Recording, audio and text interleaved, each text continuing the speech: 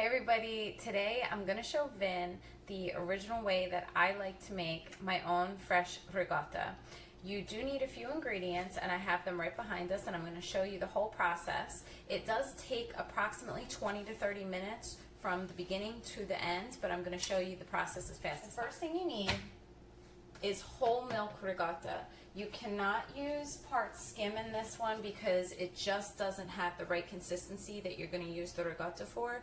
We're going to use ours in ravioli. So I want to make sure that it's nice, thick, fluffy, and not too watery. So we use whole milk. Next thing is going to be lemon juice. Whoop, right above your head, buddy.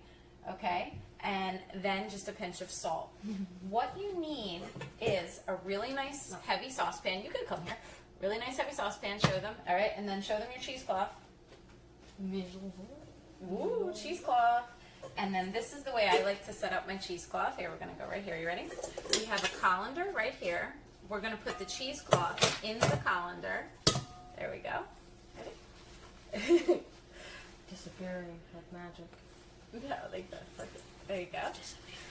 Okay, and then we're going to sit it inside a mixing bowl so that it drains into there. That's where we're going to put our curds for the ricotta when we're done. Okay, but we're going to get started right now. All right, Vinny, you're up. Okay, you come over here. So in this pot, we're going to put 8 cups of milk. So you can pour the first 4. And then we are going to put our heat at a very low medium for 20 minutes. Okay, so we have 8 cups of milk in the saucepan. It's going to sit here now at medium heat for 20 minutes.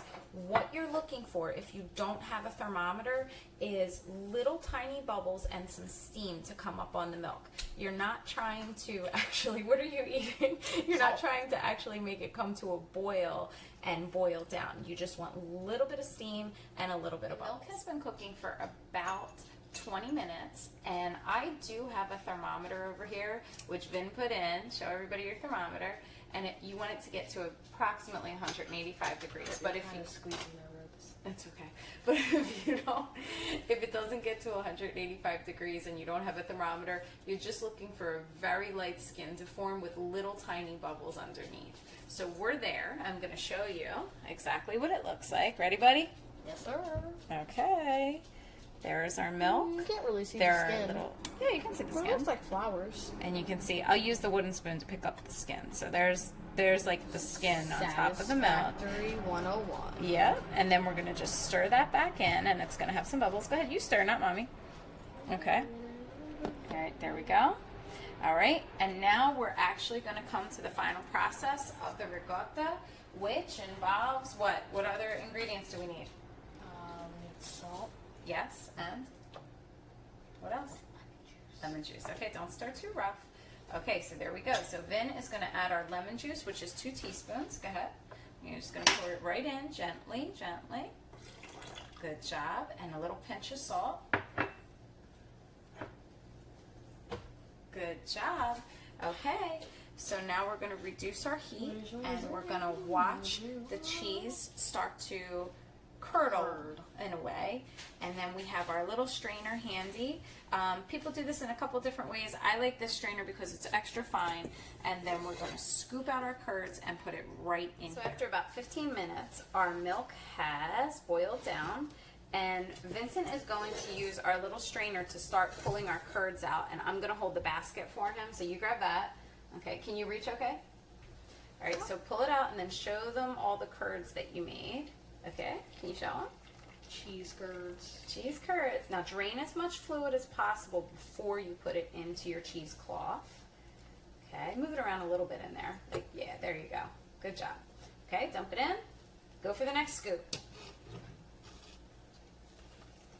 Good, let it drain, let it drain. There we go. Can I eat this? Yeah, of course, it's ready. Okay, ready? Dump it in here. Good. All right. This ricotta is going to sit in here in our cheesecloth, as you can see, and it's going to drain for approximately 2 hours until we get it as dry as we want it before we start mixing it to make ravioli filling for our pasta for tomorrow. That is the key to homemade ricotta.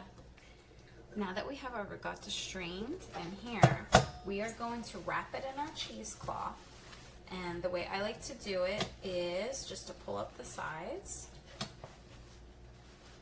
wrap it like a little basket, and I'm gonna give it a squeeze because don't forget I do have the strainer and the colander and the little mixing bowl underneath. And then I'm gonna use a rubber band just like this to tie the top. Just one quick tie right there. And then I'm gonna give it one more squeeze, get as much fluid out as I possibly can, as you can see.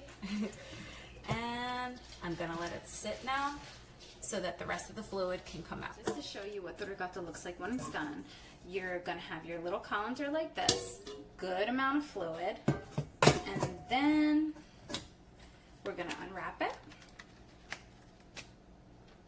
There we go.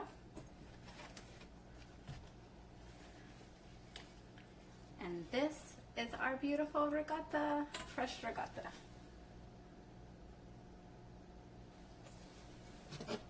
Give you a little bit of a better indication. I'll just put it right in here for you. And you can see that this is really nice and flaky, and it really comes apart perfectly. It's great for cannoli or for ravioli, whatever you prefer.